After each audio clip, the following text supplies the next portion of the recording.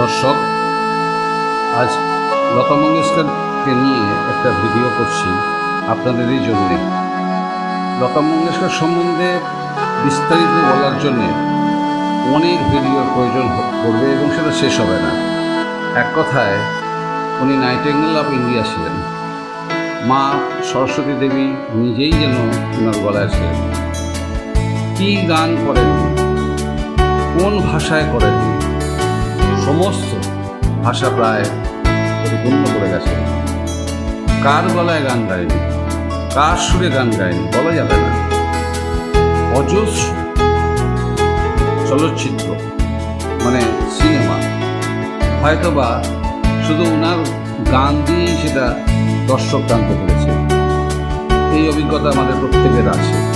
তাই দর্শক, আরও ভালো ভিডিও করবার জন্যে আপনাদের সঙ্গে থাকার অনুরোধ করি।